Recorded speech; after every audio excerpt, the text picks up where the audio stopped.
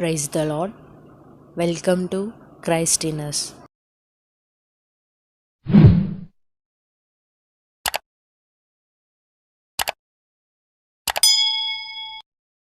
నేర్చుకున్న ఒక వ్యక్తి వచ్చి మన ఇంట్లో చేసి వెళ్ళిపోయాడు. ఎవరు వచ్చింది అంటే తన 2 సంగతులు చెప్తానన్నాడు. ఆయన చెప్పమన్నాడు. వచ్చినోడు మీకు ఇస్తుడు అనుకో, మీకు ప్రియుడు అనుకో, వాడిని ఏమన్నాడంటే మిక్కిలి మంచివాడు. 2 ఎములు మిక్కిలి మంచివాడు. ఒకవేళ వాడు మంచివాడు కాదనుకో, మందిని ముంచేవాడు. ఎం చెప్పండి ఏంటట? మొదటి 2 ఎములు మిక్కిలి మంచివాడు. వాడు మనకు కావాలనుకో, పగవాడనుకో, మందిని చెప్పాలండి నేర్చుకోవాలి. తన సహోదరుని కొంపను ముంచేవాడే సెకండ్ ఎం. చూద్దాం ఇంకొక మాట. 5వ వచనం చదువుదాం. సత్యమును పలకక ప్రతివాడు తన పొరుగు వారిని వంచించును, అబద్ధములాడుట తమ నాలుకలకు అభ్యాసము చేస్తున్నారు. ఇప్పుడు నేను ఇంగ్లీష్ తెలిసిన సేవలయ్య గారిని అడుగుతాను. అభ్యాసం అంటే ట్రైనింగ్, ప్రాక్టీస్. ఓకే, దేని కొరకు? అరే అప్పించినోడు వస్తున్నాడు కానీ భార్యకు చెప్తాడు భర్త, అప్పించినోడు వస్తా ఉన్నాడు, నేను మంచం కింద దొరుకుతా కానీ మా ఆయన లేడని చెప్పు. దీని ఏమంటాడంటే అభ్యాసము చేయటం, ప్రాక్టీస్ చేస్తా ఉన్నాడు. మన ప్రాక్టీస్ దేవుడి దగ్గర ఫలితాన్ని తీసుకురాదు. మనకున్న మంచి నోరు ఏం చేస్తుందంటే అబద్ధముగా ఆడుటకై అభ్యాసము చేస్తూ ఉంటాడు. నేను చెప్తాను, అడుగుతాను. 10లో 100లో 1 తీసేసాం. ఎన్ని మిగిలేదు? 90. అంటే మీకు లెక్కలు రావాలని నాకు తెలిసింది. నాకు నేర్పించిన లెక్క ఏంటంటే 100లో 1 తీసేస్తే 2 సున్నాలు. అవునా? చెప్పండి, నేను చెప్పింది ఏమన్నా తప్ప? 100లో 1 తీసేసాం, మిగిలేదంట 2. మరి 99 అంటారే. అంటే లెక్కల్ని కూడా మాయమంత్రాలు చేయగలిగిన స్తోమత మనకు ఉంది. కానీ వాక్యం మనకు నేర్పించేది ఏంటంటే పొరపాటున అదేమి చేయడానికి అవకాశం లేదు. కొంచెం ముందుకు వెళ్దాం. నీ నివాస స్థలము కాపట్యము మధ్యనే ఉన్నది. చెప్పండి, నేను ఎక్కడ ఉన్నానా అని ఆలోచన చేస్తా ఉన్నాను. డోర్నకల్లే కూర్చాను, డోర్నకల్లే పెరిగాను, ఇప్పుడు డోర్నకల్కి వచ్చాను. సో అన్ని డోర్నకల్లే జరగాలి. నేను ఎక్కడున్నాను చెప్పరా? గాబ్రియల్ గారు చెప్పండి, నేను ఏమన్నాను? మళ్ళీ బైబిల్ చూస్తారే. నీ నివాస స్థలము కాపట్యము మధ్యనే ఉన్నది. ఎక్కడున్నా నేను? డమా డమా డమా డమా 2 రోజులు తలుపు కొట్టారు. నాకు భయం వేసి తొందరేసి మీకు ఇస్తాను. మా ఇంట్లో గిన్నెలు ఉంటాయి. పూర్వకాలం బిషప్ గారు 12 గిన్నెలు కొన్నారు.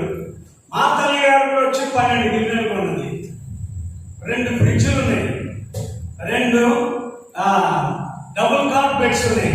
మీకు ఇచ్చే సూచన ఏంటంటే పొరపాటు పడి తలుపులు కొట్టబాకండి. ఇప్పుడు సీసీ కెమెరాలు పెట్టాను, ఎక్కడ ఎవరు వచ్చినా దొరికిపోతాం. మీకు ఇచ్చేది ఏంటంటే ఎదుటివాడి పంపను ముంచే ప్రయత్నాలు చేయొద్దు. ఎందుకో తెలుసా? నేను కూడా కడుపు మాడి భోజనం లేక ఏడ్చిన దినాలు కొల్లండి. ఒకరోజు డోర్నకల్ రావాలి, బీరో ఓపెన్ చేశాను, 23 రూపాయలు సరిపోతాయా? దేవుడి దగ్గరికి వచ్చి సేవ చేస్తే ఆశీర్వదిస్తానని చెప్పావు కదా దేవా, ఏంటి నా పరిస్థితి, త్యాగం కొరకు డబ్బులు లేని జీవితం ఎందుకని ఏడ్చి దేవుడు అడిగితే దేవుడు చెప్పాడు, లోకం నిన్ను ప్రేమించడం లేదు కానీ నేను నిన్ను ప్రేమిస్తున్నా. బిడ్డలారా, దేవుడిచ్చే ఏకైక కృప కొరకే ఈ శరీరము ప్రయాసపై ముందుకు వెళ్తామని కానీ ఇంకొకటి లేదు. ఉదయం కూర్చున్నాను నిన్న 7 గంటలకే జనాలు మొహం కూడా కలుపుకోనివ్వట్లేదండి. టిఫిన్ కూడా చేయలేదు. కమిటీ జరిపించాను. 3 వచ్చి మాకు ఇప్పుడు జీతాలు ఇవ్వడానికి రండి.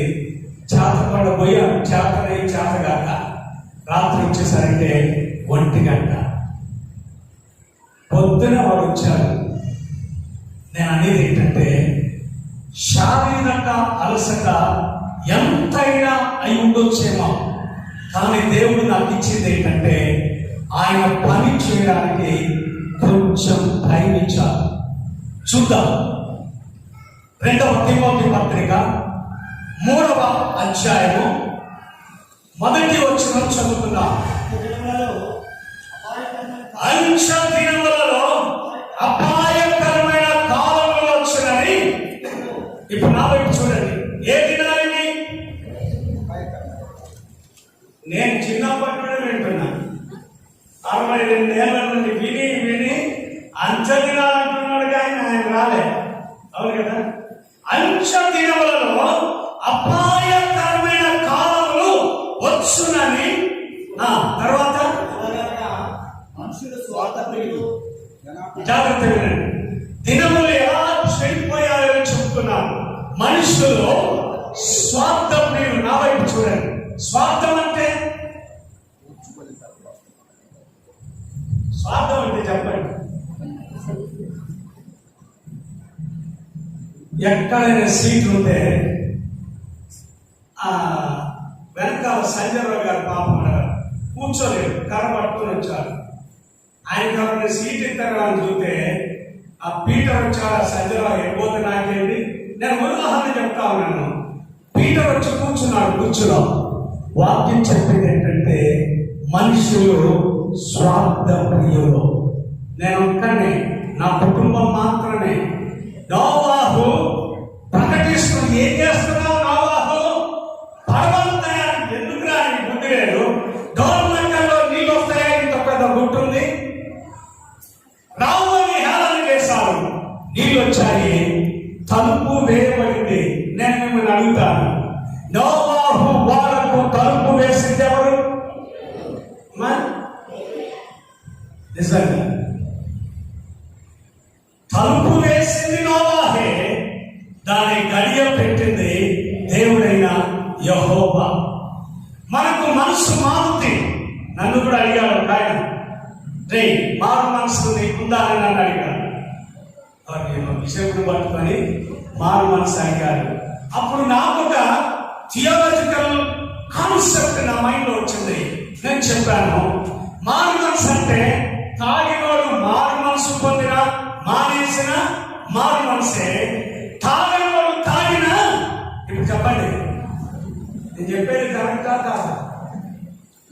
ఇది నా కాన్సెప్ట్. వేదాంతంలో కాన్సెప్ట్ ఏంటంటే, థియాలజికల్ పాయింట్ ఏంటంటే, తాగడం మానేసిన మారు మనసే, మానేసినోడు తాగిన. అంటే మీరు మళ్ళీ స్టార్ట్ చేయమని నేను చెప్పట్లే. అర్థమైందా? మనకు కావాల్సింది ఏంటంటే, అంచె దినములలో అపాయకరమైన కాలములు వచ్చునని తెలుసుకో. మనుషులు స్వార్థ ప్రియులు. నెంబర్ 2 ఏంటి? ధనాపేక్షలు. నాకు చెప్పండి, ధనాపేక్ష లేని వాళ్ళు ఎంతోమంది? ఒక్క శైలి. అవును కదా?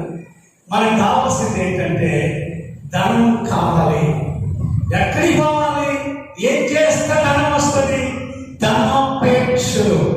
మీకు చెప్తాను, ధనాపేక్ష ఎంత గొప్పదంటే, డిన్నర్ పెట్టారు, పెద్ద జనాగా వచ్చాది. దమ్కా బిర్యానీ పెట్టారు. దమ్కా బిర్యానీ పెట్టి దానికి ఏదో కుర్మా తయారు చేశారు. కుర్మా వేయడానికి పెద్ద గంట కానీ ఏం కావాలంటే చిన్న స్పూన్ కావాలి. వెతుకుతా ఉన్నారు. స్పూన్ ఉన్నది కానీ ఎవరు లెక్క చేయలేదు దాన్ని. అది గంటే ఆ స్పూను మట్టిలో పడిపోయి ఉంది. నీళ్లు కొడతా ఉంటే మెల్లగా తేలియాడింది. మీకు చెప్తాను, నేను ధనాపేక్ష ఎలాంటిదో. నేను వైరాలో ఉన్నాను. ఒకరోజు ఆల్నైట్కు అందరం కలిసి, మా పిల్లాడు మేము అందరం కలిసి దానిలో ఊరు వెళ్ళాను. గోపవరం వెళ్ళాం. గోపవరం వెళ్ళి మధ్యకు వచ్చిన తర్వాత నా రింగు కనబడటంలే. అరే రింగు పోయిందని ఇంట్లో చెప్పాను. నేను వైరా వచ్చి నంత వెతికాను, దొరకలేదు. గోపవరం నైట్ వెళ్ళి అక్కడ వెతికితే ఎక్కడ ఉంగరం దొరకలేదు. బాధ అనిపించింది. ఎంత మంచి విలువ కలిగిన ఉంగరం పోయిందని 6 నెలలైంది. నా మనసు అంతా దాని మీదనే ఉంది. ఒక ఉంగరం, మంచి ఉంగరం, కేడియం, చాలా శ్రేష్టమైంది. మనసు బాధపడతా ఉంది. నేను పోయింది. చర్చి డెడికేషన్ కు దేవమని తండ్రి గారు డేట్ ఇచ్చారు. రేపు ఉదయం చర్చి డెడికేషన్. చర్చ్ అంతా శుభ్రం, ఇల్లంతా శుభ్రం చేశారు. నేను నా జీవుని బయట పైప్ తీసుకొని కడుగుతా ఉన్నాను. కడుగుతుంటే ఆ పైపు నేలను పడింది. నేల భూమిలో నుండి కొంచెం ఆ పైపు వచ్చింది. ఏదో కనపడుతుంది ఏంటి అని వెళ్ళి కాలుతో ఇట్లా అన్నాను. రింగ్ బయటకు వచ్చింది. చూస్తే నా రింగే మట్టిలో పడిపోయి ఉంది. దేవుని స్తోత్రం చెప్పండి. ఎన్ని రోజులకు వచ్చింది? 6 నెలలకు. నేను మీకు ఇచ్చే సూచన, అది నీదే అయితే, నీ కష్టార్జితమే అయితే, నీ చెమట ఓడ్చి సంపాదించగలిగితే ఎన్ని దినాలైనా దేవుడు మంటిలో ఆశీర్వాదాన్ని రాచి మరలా తిరిగి మన చేతికి ఇస్తాడు. దేవుని సన్నిధిలో కూర్చున్న మనం ధనాపేక్ష అంత గొప్పదే కాదు. ఉంటే ఒక ముద్ద అన్నమండి. రాత్రి బాస రమేష్ ఇక్కడే మందుల సంఘం వాడు ఇచ్చిన మాటలను చీకలను ఫీజు వద్దురా. కావాలి వస్తాను. తండ్రి గారు ఏమంటాడు, పప్పు వేసి కొంచెం పచ్చడి ఏమన్నాను. వాడు అడిగితే నేను చెప్పాను ఏంటంటే, రమేష్ తినగలిగినన్ని పొట్టేళ్ళు తిన్నాను, ఎన్ని కొమ్ములు పోయాయో, ఎంత గోంగూర పోయిందో, ఇప్పుడు అవకాశం లేదు అని చెప్పి వాడు అడిగాడు, మాంసం తింటే పరలోకం పోరా అని అడిగాడు. సరే నీకు టైం ఉంది కాబట్టి నేను చెప్తాను. చూడండి, లూకాసు వార్త 18వ అధ్యాయం 18వ వచనం చదువుదాం.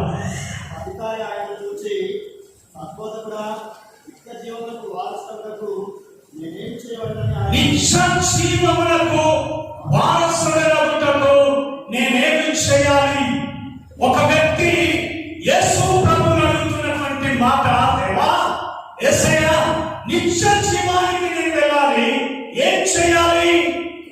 10 ఆజ్ఞలను చూపించాడు.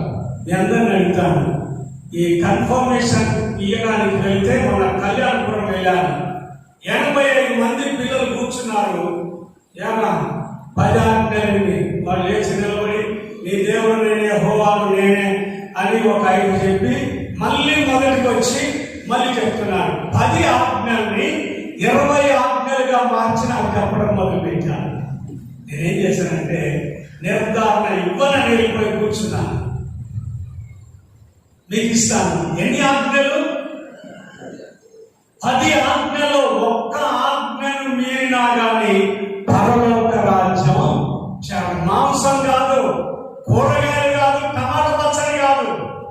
మనకు కావాల్సింది ఏంటి అంటే 10 ఆజ్ఞలను మీరంగా పాటించగలిగితే then you will have the real opportunity. దేవుని సన్నిధానంలో కూర్చోడానికి దేవుడు కృపణిస్తాడు. కారణం ఏంటంటే మనుషులు ధనాపేక్షలో, అవును కదా, ఎంత ధనం కావాలి, ఈ మధ్యలో ఇక్కడ కూర్చున్నాడు ఒక సహోదరుడు. తన బిడ్డకు బాగలేక 2 సార్లు హాస్పిటల్కి పోయి బిల్స్ తీసుకొచ్చి నాకు ఇచ్చి కొంచెం అర్షక్ అవుతున్నాడు. ఎందుకురా వణుకుతున్నామంటే మిమ్మల్ని చూడగానే భయం వేస్తా ఉంది. అక్కర్లేదు, నేను వాడికి ఆ బిల్స్ కన్సిడర్ చేసి కొన్ని డబ్బులు ఇచ్చాను. వాడు బయట చెప్పింది ఏంటంటే, తండ్రి గారికి డబ్బులు ఇస్తారని నేను ఊహించలే. మీకు ఇచ్చే సూచన ఏంటంటే, కొంతమంది వస్తారు,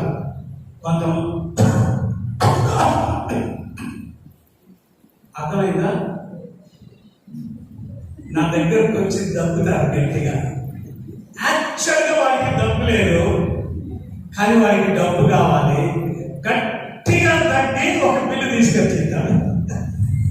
అఫ్కోర్స్ నిజం ఉంటే నో ప్రాబ్లం, కానీ అబద్ధం అయితే అది ఇంకా దూరంగా వెళ్ళిపోద్ది. మనుషులు స్వార్థప్రియులు, ధనాపేక్షలు, ఏంటది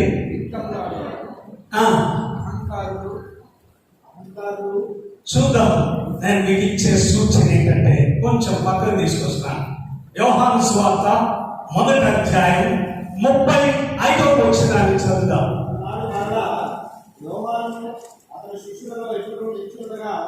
అక్కడ ఒక వ్యక్తి నిలిచి ఉన్నారు. యోహాను యేసయ్య శిష్యులు ఇద్దరు అక్కడ నిలబడి ఉండగా అది చెబుతున్న మాట ఏంటంటే,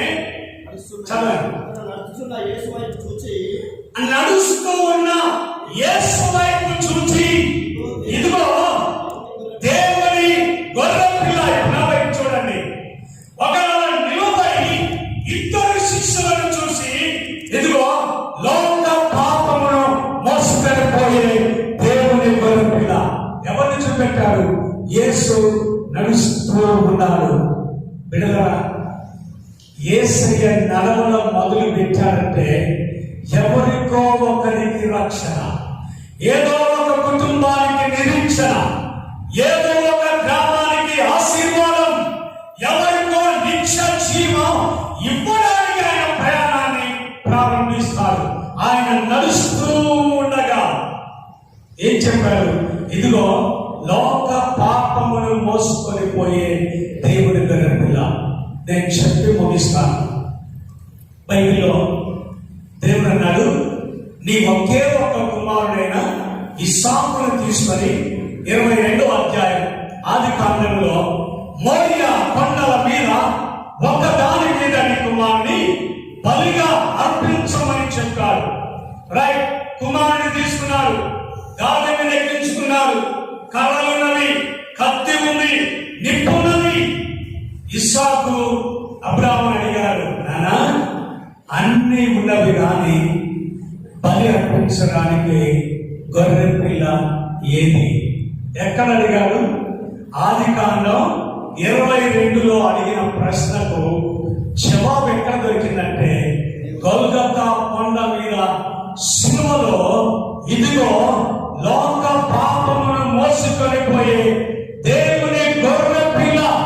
అక్కడ ప్రశ్న, ఇక్కడేమో శవాలు.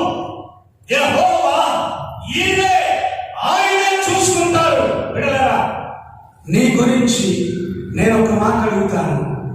మనకు నోరు తెరిమన్నాను, నోరు తెరిస్తే అబద్ధములే. యెరూషలేములో యెరూషలేము ప్రజలు ఏం కోరుకున్నారో తెలుసా? ఈ పాపము గట్టి చెప్పండి, మా మీదను మా పిల్లల మీదను ఉండును గాక. ఇప్పుడు నేను ట్రై చేస్తున్నాను యెరూషలేము వెళ్ళడానికి. At the moment government permission ఇవ్వడంలే. ఎందుకు తెలుసా? ఆనాడు యెరూషలేము ప్రజలు కోరుకున్నారు, ఈ పాపం, ఈ నేరము మా మీద మా పిల్లల మీద ఉండునుగాక. నేను మీకు ఇస్తున్న వాక్య సందేశం, కోరుకోవద్దు శాపాన్ని. శాపాన్ని కోరుకోవద్దు, మనం కోరుకోవద్దు, మన పిల్లల కొరకు కోరుకోవద్దు. శాపాన్ని మన కుటుంబం దగ్గరికి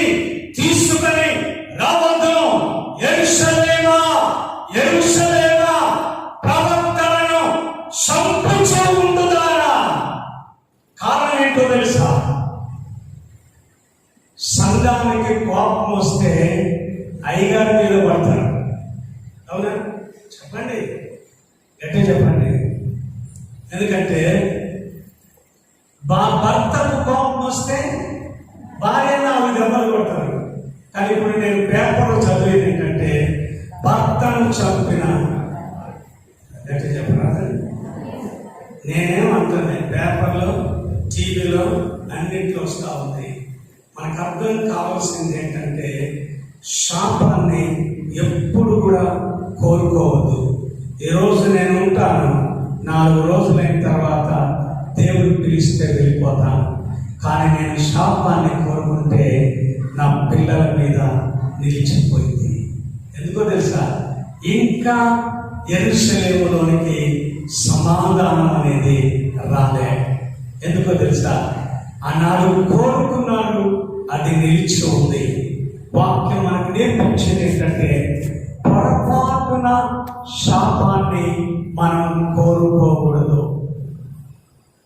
దేవుని పాదాల దగ్గర కూర్చొని అడగాలి. ఒక్కరే కదా, 2 సిలువ వేయబడ్డారు దొంగలు.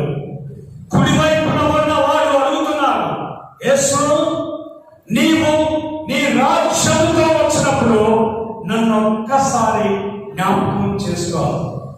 యేసయ్య అన్నాడు, నేనే నీవు నాతో కూడా పరదేశంలో ఉంటావు. మీరు అనుకోవచ్చు, నేను కూడా సిలువ ఎక్కుతా, చివరిగా అడుగుతాను. జరగదది. అందరికీ ఆ అవకాశం ఉండదు. ఎందుకో తెలుసా? ఎందుకంటే ఇప్పుడే వచ్చాడు నా కొడుకు. ఏం కాదు, ఇప్పుడు వచ్చినా మొదటి వచ్చి కూర్చున్నాడైనా దేవుని సన్నిధిలో అడగగలిగితే God is here to consider. దేవుని ఆశీర్వాదాలు మనకే ఇవ్వడానికి ఆయన పరలోక భాగ్యము, ఆ ఉన్నతం మంచిదే కానీ మంచిదని అనుకోకుండా భూమి మీదకి నరావతారిగా వచ్చాడు. ఎందుకో తెలుసా? లోక పాప భారాన్ని భరించడానికి వచ్చాడు. బిడ్డలారా, దేవుని పాదాల దగ్గర కూర్చున్న మనం అడుగుదాం దేవుణ్ణి. నేను నా కమిటీకి 2 వ్యక్తుల్ని పిలిచాను. నేనేం చేస్తానంటే నాదంతా డైరెక్ట్ స్పీచ్. ముసుగుల దొంగలాట నాకు లోపల ఒకటి పెట్టి బయటకు ఒకటి అసలే చేయాలి. కారణం ఏంటంటే ఇది దేవుని సేవ. 2 పిలిచి అడిగాను, బాబు ఎందుకు ఇలా రాస్తున్నారు, ఎందుకు కోర్టు కేసు పెడుతున్నారంటే మీకు చెప్తాను. దేవుని లేవాలి, నాకేం తెలియదండి. ఏం పట్టుకొని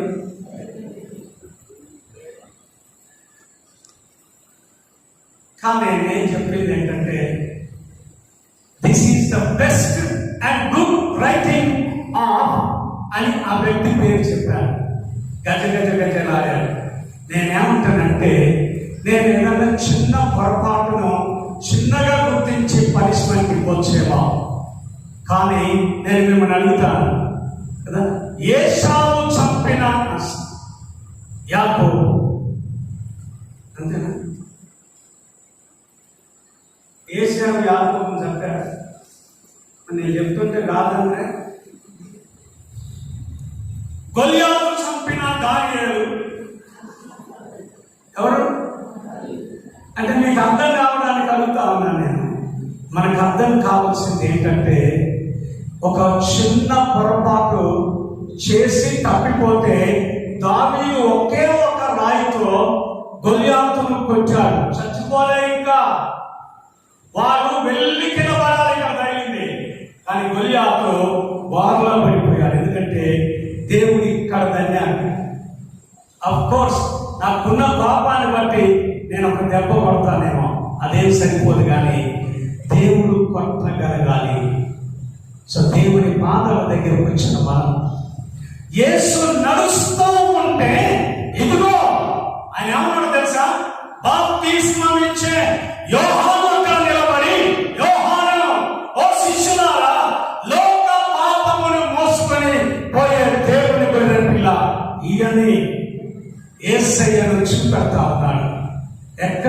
ఎక్కడుంటాడంటే ఆయన అంజూరపు చెట్టు దగ్గర.